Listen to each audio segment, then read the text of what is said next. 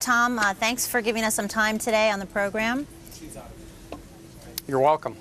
So as you head back to the negotiating table, Tom, clearly it's going to be tougher this time around due to the bankruptcy. What are the pilots willing to be flexible on to bring AMR out of bankruptcy as a stronger airline? Well, it's an entirely different bargaining dynamic when you're in the courtroom. What really held up the deal last time was primarily pay and those provisions of our contract that allow American Airlines to outsource pilot jobs. Those were the two deal breakers for us.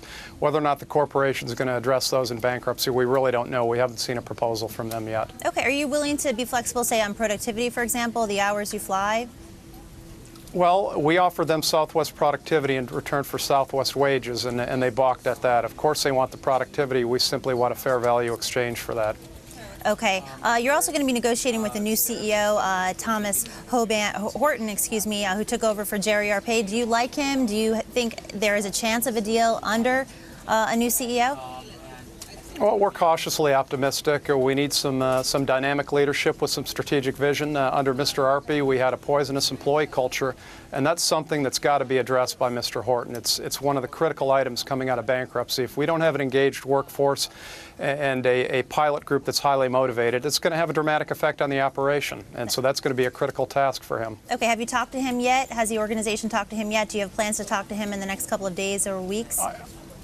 I believe our president, Dave Bates, says yes. Okay. Also talk to me a little bit about what we may see going forward. One of the things that was mentioned during the announcement of the bankruptcy by the new CEO, Mr. Horton, is that we will see a reduction potentially in American Airlines workers, including the pilots, and maybe a reduction of flight schedules. Is that something that you're seeing or hearing may happen going forward? We haven't gotten anything specific yet, but historically, when we've looked at the bankruptcies that Delta and United and Northwest have gone through, there's typically been a 15 to 20% reduction in flying. And if that happens at American, I think we can expect some of the gas-guzzling narrow bodies to be parked, but we have no definite numbers yet from management. Okay, one thing that we just learned this afternoon is about 13 pilots retired in December. That's down significantly from over 300 during September and November. We know pilots were rushing to retire because of the situation at American Airlines. They wanted to save their pensions. Going forward, you are at risk now. Your pension, I believe, is certainly going to take a hit. Give us an update on what pilots like yourself are going to be dealing with now with your pensions and what may happen as you renegotiate your contract. Well, what we've seen in other airline bankruptcies is pensions can either be frozen, they can be terminated, and there's undoubtedly going to be adjusted downward as a result of the court restructuring process. So we could expect to take a hit in pensions. We're going to take another haircut in pay, and remember, we took major pay cuts with Americans near bankruptcy in 2003, 20 to 50% pay cuts. So quite frankly, there's not much of a stomach here to take additional pay cuts. We're going to expect to see changes in work rules, benefits, things that have a dramatic effect on the pilot group and our fellow employees. Okay, and are you confident you're going to be able to come to an agreement? When are you going to start renegotiating this contract? Management typically has to serve the court with an 1113 notice, which is essentially their dream sheet or their wish list of contractual objectives. We negotiate under the guise of that, and typically that's akin to having a loaded gun pointed at your head. So the bankruptcy negotiations process is very different from what we typically experience.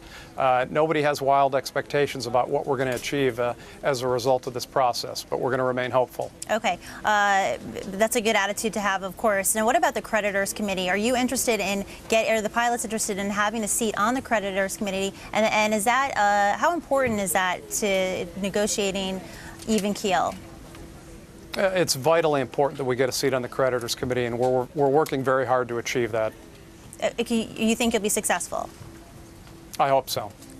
Okay. When are you? Any update on when we're going to hear the progress report on the creditors committee?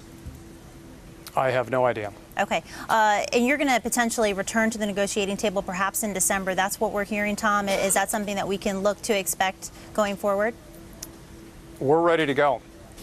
You're ready to go. You're just waiting to hear from the bankruptcy. We're ready to go. We're ready to sit down with You're waiting to hear from the bankruptcy court. We're ready to sit down with management and hash this deal out, but we haven't gotten any notification from management yet. Okay, great. Well, listen, Tom, we appreciate your time today. Best of luck in your negotiations. Everyone's going to be watching to see AMR come out of bankruptcy, hopefully a better and stronger airline going forward. Our thanks to Tom Hoban, head of the spokesperson, for the Allied Pilots Association.